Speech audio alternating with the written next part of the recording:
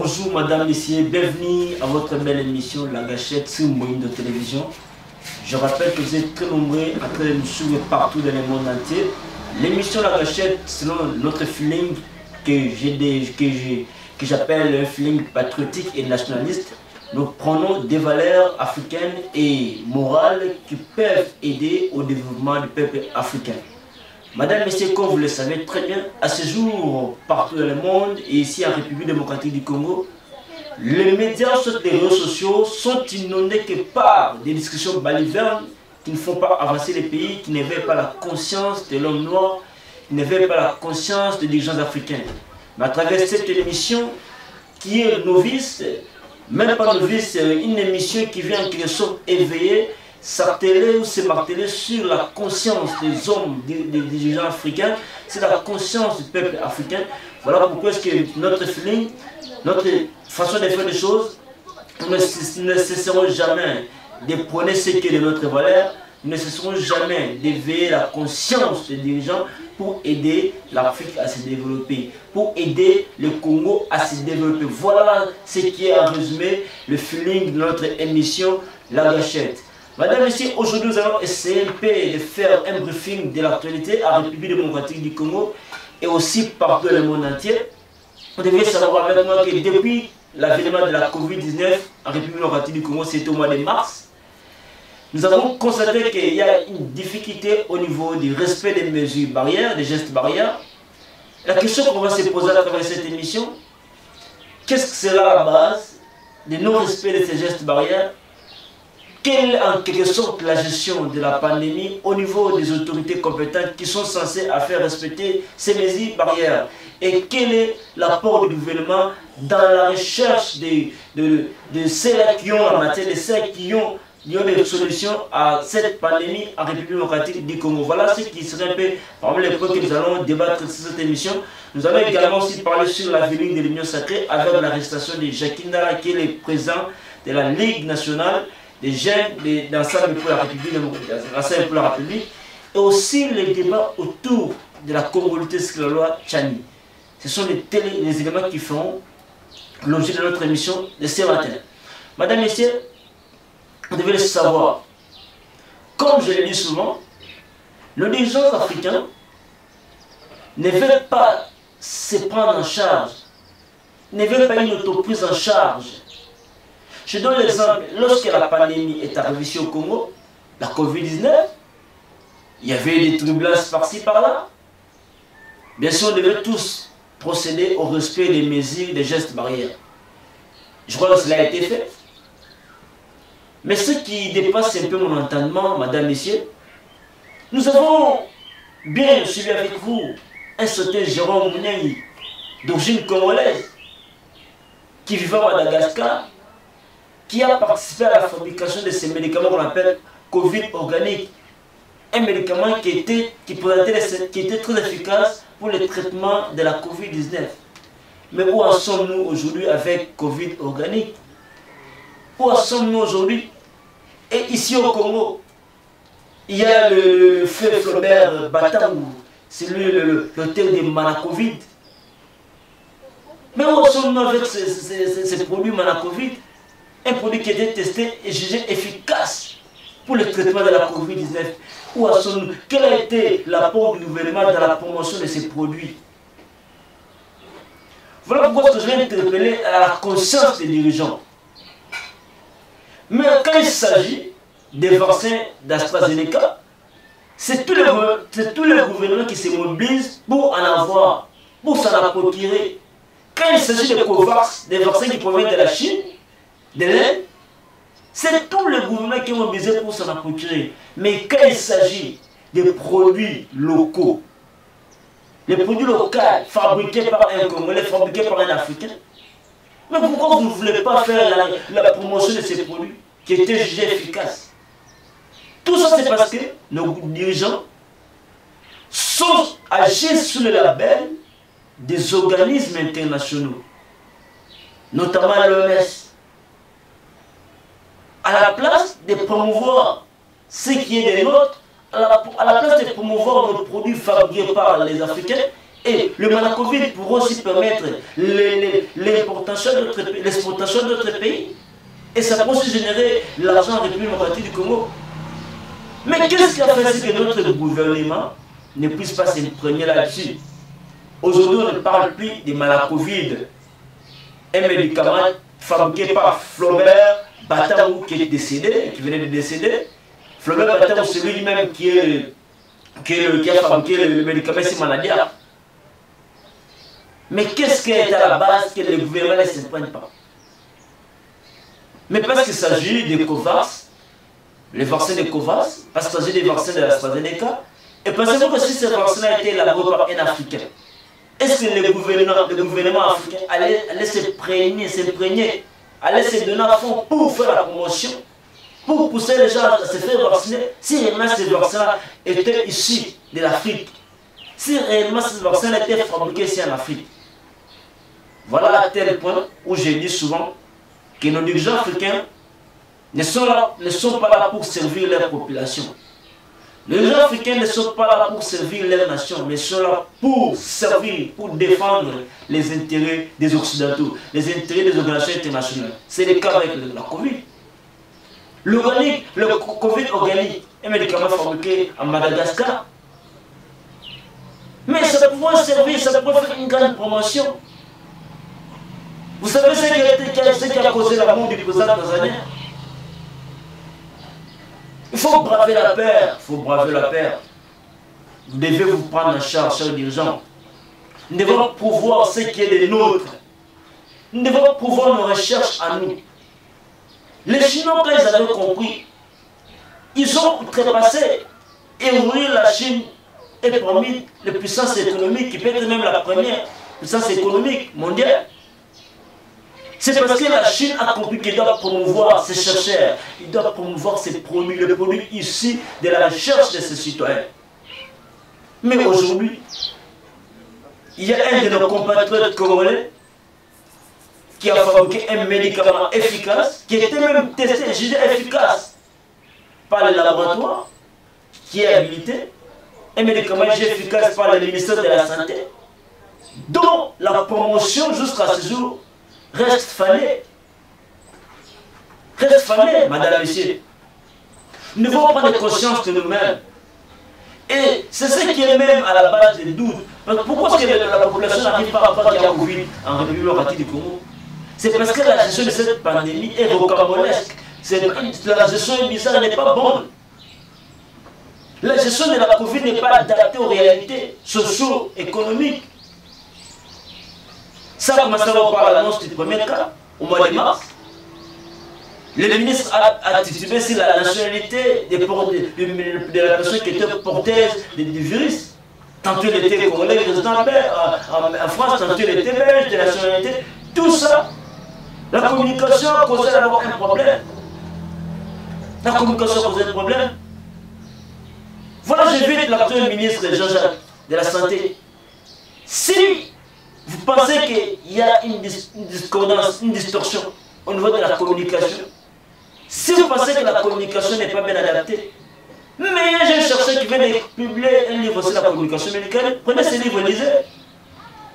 Je cite, c'est le bobo que je suis. Il y a un livre qui vient d'être publié sur la communication médicale. Et ce livre peut vous permettre de bien structurer, de bien canaliser votre communication afin de sensibiliser la population. Mais ce que moi je comprends à travers cette émission, c'est quoi?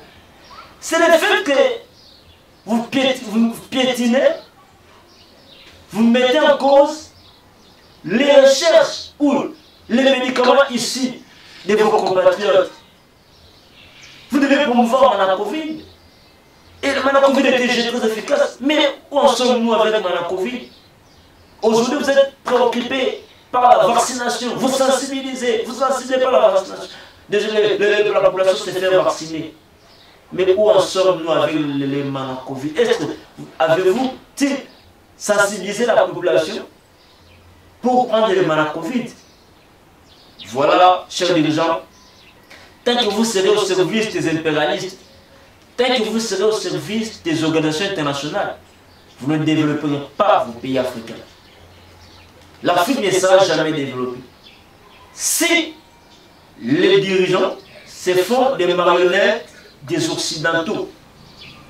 L'Afrique ne sera jamais développée, non plus les Congo.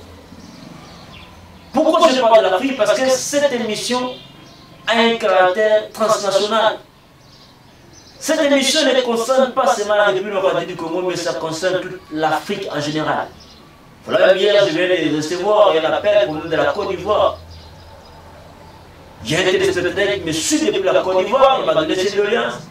C'est pour dire que l'émission, la gâchette, est beaucoup suivie. Parce que c'est une émission nouvelle qui vient quelque sorte éveiller la conscience des Africains, qui vient quelque sorte faire découvrir les talents africains. L'Afrique est meilleure. Les Africains sont les meilleurs du monde. Moi, je dis que les Africains sont le meilleur de la planète. Les Africains sont les forts, sont les savants. Mais pourquoi l'Afrique reste toujours assujettie? C'est parce que nos dirigeants en voulant s'éterniser au pouvoir, à ce moment-là, ils savent, ils mettent de côté tout ce qui est comme les intérêts de la population, parce qu'ils veulent rester au pouvoir, parce qu'ils savent que quand je vais m'y opposer, je vais mourir, soit on va chercher mes mécanisme pour me destituer du pouvoir. Mais si vous n'arrivez pas à braver la paix, comment vous allez développer l'Afrique? Comment vos pays seront développés? Madame, messieurs, je crois que dans les prochains numéros, j'aurai le temps de parler sur certains pays, mais à ce numéro, je vais parler plus de la République démocratique du Congo, où nous avons constaté les mafias au niveau de la gestion de la Covid-19, où nous avons constaté que les dirigeants sont assujettis aux ordres de l'OMS. Parce que si si nos dirigeants avaient la volonté, la capacité de promouvoir le chercheur, ils devaient promouvoir ce produit de la Covid. Ça pourrait aider beaucoup de gens à se faire soigner. Vous devez éveiller la conscience, chers dirigeants. Vous devez servir votre nation. Voilà pourquoi seulement à ce jour, il s'avère qu'il y a une quatrième vague qui sera décrétée. Cette quatrième vague sera mise au non-respect des mesures barrières, des gestes barrières. La population n'arrive pas à respecter les gestes, les mesures barrières. Pourquoi? Parce que vous-même, les dirigeants ne respectent pas. Vous partez dans une funéraille, dans un deuil, vous avez tenu à rassembler les 20 personnes, mais vous-même, vous rassemblez autour de plus de 50 personnes. Les matinées politiques n'en parlent même pas. Plus de 50 personnes. Alors comment voulez-vous que la population puisse suivre ce que vous dites? Comment voulez-vous que la population puisse faire ce que vous voulez leur demander de faire? Puis, madame, messieurs, le deuxième point s'articule autour de la congolité. La loi Tchani, qui a été déposée par Tsingikoulou. Vous devez comprendre qu'il y a une petite chose que les dirigeants, une petite manigance que les dirigeants sont en train de faire pour distraire la population. Ici, je vais essayer un peu d'illustrer des types de propositions de loi qui viennent distraire la population, qui viennent clouer, mettre la population dans l'administration afin de ne pas revendiquer ce qui est de leurs droits. Il y a d'abord la proposition de loi de Noël Tchani, il y a aussi la proposition de loi des députés de l'honorable Daniel Mao, qui porte sur la modification du code de la famille. Je commence d'abord par la loi sur la congolité. Est-ce que est-il nécessaire, cette loi, est-il opportun ou inopportun? À mon avis, je pense que la proposition de loi de Noël Tchani est inopportune à ce moment. Parce que ça vise à favoriser une catégorie d'individus et défavoriser une autre catégorie. Et cette loi sur la congolité est un mécanisme mis en place pour barrer la route à certains de nos compatriotes de ne pas être éligibles aux prochaines élections de 2023. Mais on ne peut pas gagner les élections tout en éliminant les autres. Vous devez gagner les élections, oui. Si vous savez très bien que vous avez bien dirigé, mais engagez-vous dans la bataille. Et si vous avez la confiance de la population, vous serez réélu. Mais à quoi bon d'être derrière une loi qui ne favorise pas la cohésion nationale? La loi sur la congolité. Et je fustige le comportement de nos confrères journalistes qui se penchent, tantôt ceux-là qui disent que la congolité est bonne, ceux-là qui disent que la congolité n'est pas bonne. Moi, je me mets un peu au centre, à la charnière. On peut développer son pays. Le fait qu'on est né dans le sol congolais, le fait qu'on a la nationalité congolaise, on peut jouer de toutes les prérogatives. Comment est-ce que vous pouvez interdire une personne qui est née de père congolais et d'une mère zambienne, ou d'une mère angolaise, je ne sais pas moi, et qui a la volonté de servir les pays, et qui a le souci de servir les pays? Je donne un exemple, Léo Kenwadono. Kenwadono n'est ni de père ni de mère congolais. C'est un Polonais. Grandi ici au Congo. Mais regardez comment est-ce que Kenwadono a rendu des services loyaux à la nation. Il n'a pas servi son pays d'origine, mais il a servi le Congo. Nous prenons le cas de Barack Obama, noir, mais qui a servi les États-Unis. Le problème, ce n'est pas d'avoir la tête du pays une personne qui est née de père et de mère congolais, mais le problème, c'est d'avoir une personne qui a le souci d'aider ces pays, de faire avancer ces pays, de faire développer ces pays. Vous avez Félix Tshisekedi à la tête du pays. Hier, vous avez créé Kabila, était rwandais, il n'avait pas la volonté du pays. Aujourd'hui, c'est Félix qui est au pouvoir. Quel est son bilan? Qu'est-ce qui a changé? Nous devons quitter cet état du fanatisme. Nous devons être dans une population qui sait réclamer ses droits. Et non une population qui acclame, dans des idioties.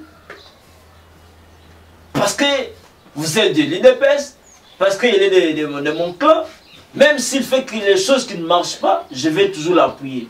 Non. Vous sacrifiez l'avenir. Vous sacrifiez l'avenir du pays. Alors, l'heure n'est plus aux discussions de la loi sur la congolité. Moi, à mon avis, j'invite les bureaux de l'Assemblée nationale à favoriser la cohésion nationale. C'est-à-dire, cette loi n'a pas la raison d'être. Une loi qui divise, une loi qui ne favorise pas la cohésion nationale, c'est une loi qui est censée être rejetée. Donc j'invite les élus nationaux à rejeter cette loi, cette proposition de loi. Parce que ça ne favorise pas la cohésion. Donc une personne qui a double nationalité, qui a besoin d'investir au pays, parce que, bien évidemment, vous avez à cibler des postes. Mais ça fait aussi certaines personnes. Parce que celui-là va se dire, j'ai les moyens, j'ai de l'argent, j'ai envie d'investir au Congo. Mais regarde comment est-ce que les Congolais agissent. Regarde comment est-ce que les Congolais traitent celles qui sont des pères, soit de pères congolais et d'une mère étrangère. Regarde comment est-ce que les Congolais agissent. Alors, nous devons être sages. J'invite à la sagesse les dirigeants, les élus, les députés nationaux. Vous avez besoin que ce Congo puisse changer.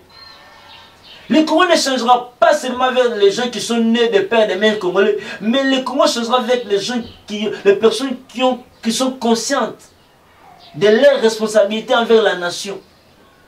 Combien de Congolais, de mères et de pères qui détournent les deniers publics dans des entreprises?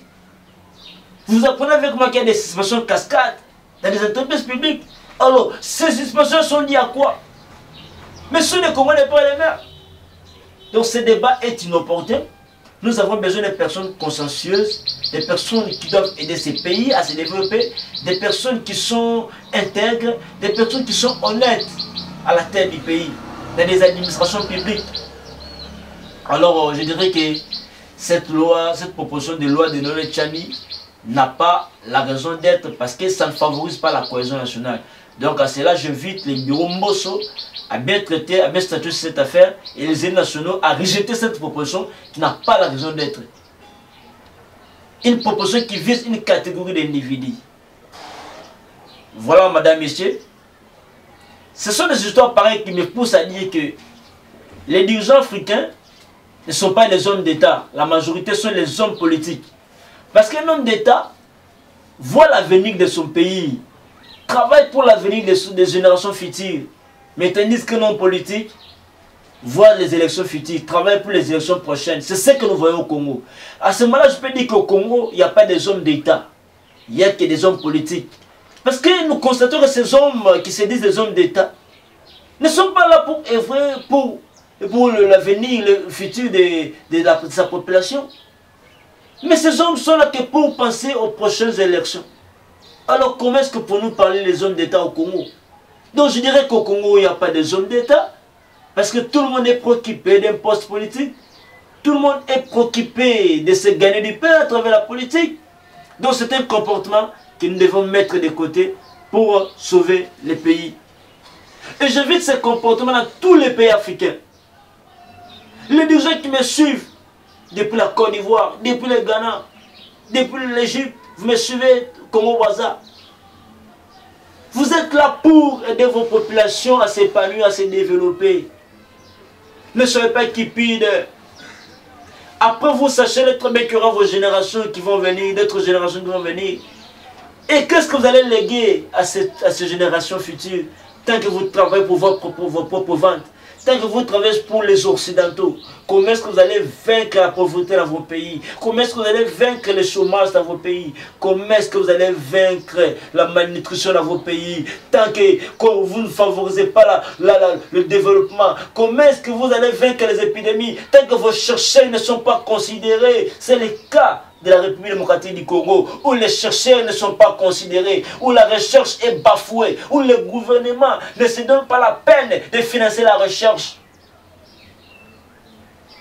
Dans les cas, vous voulez élaborer une stratégie de communication pour lutter contre la pandémie, pour sensibiliser la population, mais contactez les experts en communication de santé. Je suis un qui fait partie. Je ne dis pas pour être embauché, mais je dis parce que vous avez intérêt de faire, d'aller auprès de ceux qui ont la connaissance. Dans tous les pays au monde, lorsque ça ne marche pas, on recourt à ceux qui ont la connaissance. On recourt aux scientifiques. Mais quelle est la considération des scientifiques en République démocratique du Congo? Des scientifiques souffrent. Les scientifiques n'ont pas de frais de recherche. Chose grave. Et c'est un phénomène qui ne favorisera pas le développement en Afrique et en République démocratique du Congo. Parce que les dirigeants ne sont pas conscients de leurs actes. Madame, Messieurs, un autre point aussi, c'est sur l'union sacrée. Je l'avais dit lors de mes précédentes émissions que l'union sacrée n'était pas là pour servir la population. Personne ne m'aurait cru. Personne ne m'aurait cru. L'union sacrée que Paul Félix Tshisekedi Tshilombo, le président de la République, n'est pas là pour servir la nation. L'union sacrée est là et se réfère au monopartisme du impère, qui prenait que des valeurs de impère, la philosophie de impère. C'est ça l'union sacrée. L'union sacrée égale impère. Impère égale union sacrée. Donc, pourquoi je le dis? Parce que nous constatons ensemble avec vous que dans l'union sacrée, il y a une dictature modernisée, une dictature classique, une dictature intelligente qui s'impose au sein de l'union sacrée. Donc vous êtes là, on travaille ensemble, mais vous travaillez ce que moi je veux. Ça devient la dictature. Dans une autre forme. Donc, je dirais à ce sujet que le président de la République, Félix Tshisekedi Tshilombo, lorsque vous avez pris lors de l'accession de votre pouvoir, lorsque vous avez apprêté serment, mais votre discours était fantastique. Mais la question que je me pose, pourquoi est-ce que vous avez changé vos ambitions du départ, cher président? Moi, je connais en vous un homme qui prend des valeurs, un homme qui prend le changement, un homme charismatique, un homme qui se veut pour la priorité, les intérêts de sa population. Mais aujourd'hui, M. Félix Tshisekedi Tshilombo, je suis inquiet par le fait que je n'arrive pas à vous reconnaître. Ce n'est pas Félix Tshisekedi d'avant. Alors je me pose la question de savoir, est-ce que Félix Tshisekedi est celui qui devait venir ou allons-nous encore attendre un autre? Si vraiment il est celui qui devait venir, pourquoi alors cette souffrance? Il a effectué plus de 126 voyages. Aucun investisseur. Pourquoi alors tout ça? Des arrestations, des règlements des comptes, pourquoi alors tout ça? des jeunes licenciés qui terminent, qui sont largués sur le marché, pas d'emploi. Les taux de chômage fait que s'augmenter, s'alourdir. L'Union sacrée, comme je l'ai dit, comporte plusieurs parties. L'Union sacrée a beaucoup de composantes, notamment les partis Ensemble pour la République de Moïse Katumbi Tchapui.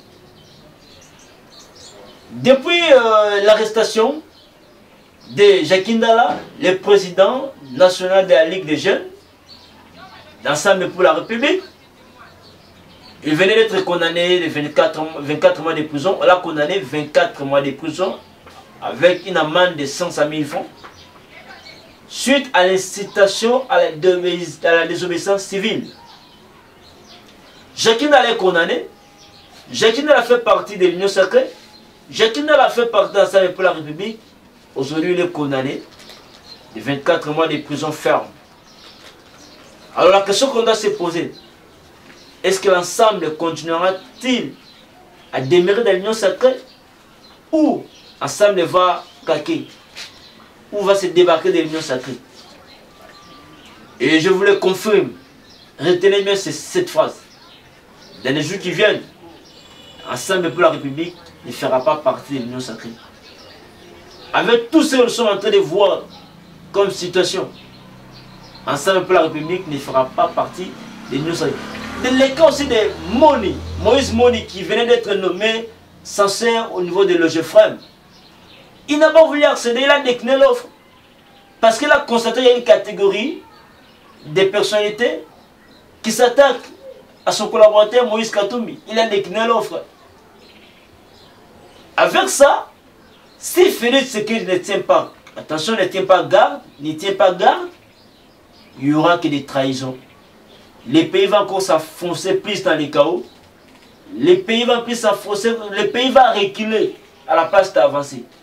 Alors mettez de côté vos intérêts égoïstes et politiques. Que les intérêts de la population soient au centre de vos discussions. Mettez de côté l'histoire de la congolité, de la nationalité de Noé Tchani. Mettez de côté, parce que ce n'est pas ça qui développera les pays. Ce n'est pas la congolité qui développera les pays. Cette proposition de loi. Mais ce qui développera les pays, c'est lorsqu'on a des hommes conscients, des hommes consciencieux, des hommes responsables à la tête du pays et aux institutions de la République. Ça, c'est alors que ce pays va se développer. Le Congo est devenu parmi les pays les plus pauvres au monde. Mais le Congo est potentiellement riche. Pourquoi la population demeure dans une précarité extrême? C'est parce que les dirigeants ne sont pas là pour servir la population. Le Congo a des minéraux. Le Congo est riche. C'est le seul pays où, même dans des immeubles, même dans des maisons en construction, dans ma mire, vous verrez des plantes croître. C'est le seul pays au monde où les sols et les sous-sols, la terre est très fertile. Mais qu'est-ce qui fait que la population peut souffrir? C'est parce que les dirigeants ne sont pas au service des intérêts primordiaux de leur population. Je crois que l'Union sacrée n'a pas un bon avenir. L'Union sacrée, en quelque sorte, se résume à un seul parti, l'UDPS. Parce que c'est l'idéologie de l'UDPS qui prime, qui est imposée. Comme je l'ai dit, l'Union sacrée gagne un père parce qu'il s'agit là d'une idéologie. Au départ, le président de la République avait appelé tout le monde de se réunir pour diriger ensemble, pour collaborer. Mais cette collaboration, elle est unilatérale. Une collaboration qui part dans un seul sens. Celui de prôner que l'idéologie du chef de l'État. Et non de tenir compte des aspirations des autres qui se sont aliénés avec lui. Donc c'est là où il y a un problème.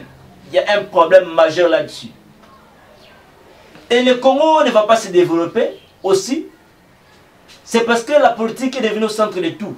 Et le social de la population est négligé. Et c'est tout le monde qui a besoin de faire la politique. Aujourd'hui, si tu n'es pas membre d'un parti politique quelconque, c'est difficile pour toi d'être embauché comme cadre dans une entreprise. C'est difficile pour toi d'avoir une promotion dans une entreprise lorsque tu es apolitique. Mais je fais l'appel au Premier ministre Sama Lukonde. Mais vous pouvez marquer une différence. Il n'est pas dit que pour servir sa nation, on doit faire d'office membre, on doit être d'office membre d'un parti politique. Non, non. On peut servir le pays tout en étant indépendant, tout en étant politique. Les lois même à chercher, tout le monde sont dans la politique. C'est parce que le social de la population est méprisé. C'est parce que la population n'arrive pas à se retrouver dans ce qu'il est en train de faire. Madame, messieurs, c'est très choquant. C'est très choquant cette affaire de la justice en République démocratique du Congo. L'autre fois, je vous avais dit que Matata, le sénateur Matata Ponyo était victime d'un complot dont les auteurs qui œuvrent dans l'anonymat, dont les auteurs qui œuvrent de manière nocturne, cherchent à ce que les messieurs, le sénateur Matata, soient arrêtés.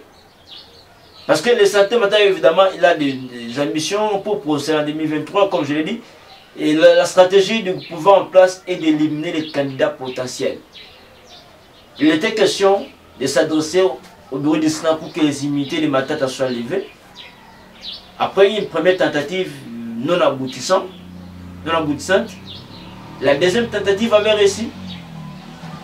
Les immunités de Matata ont été levées par les bureaux du Sénat. Matata a été écouté, auditionné par la justice. Et aujourd'hui, Matata est un homme libre. La justice n'a pas su présenter des preuves sur les dossiers de la zaïranisation. La justice n'a pas eu à présenter des preuves suffisantes. Voilà pourquoi moi je vous disais qu'au Congo, l'état des droits que Félix Tshisekedi est en train de prôner, c'est un état de droit axé sur la réglementation des comptes. Sur le règlement des comptes. Mais si la justice se base que sur le règlement des comptes, à quand est-ce qu'on aura une justice indépendante? Donc aujourd'hui, si Félix Tshisekedi quitte le pouvoir, celui qui viendra la voir aussi procéder de la même manière. Et ça n'aidera pas les pays à se développer. La justice élève une nation. Vous devez laisser cette histoire dépolitiser l'appareil judiciaire. Aujourd'hui, qui ne le sait pas, l'appareil judiciaire est politisé. Une justice à deux mesures qui favorise les uns et qui défavorise les autres. Pour les autres, quand vous tombez dans une infraction, on vous arrête. Et les autres, on les laisse en liberté. Et si réellement les chefs de l'État prennent l'état des droits à travers la justice, ils doivent faire ce que cette justice soit indépendante, que cette justice puisse traiter tout le monde de la même manière, de la même façon. Et ceci aidera le Congo à se développer. Et je vais terminer cette émission par faire un petit synopsis sur la proposition de loi de Daniel Mahou, le député national élu du MLC.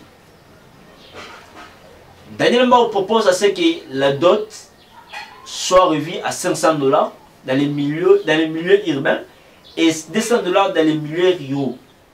Oui, c'est pas mal, c'est une très bonne chose. Moi, je trouve que cette loi est une distraction. Pourquoi?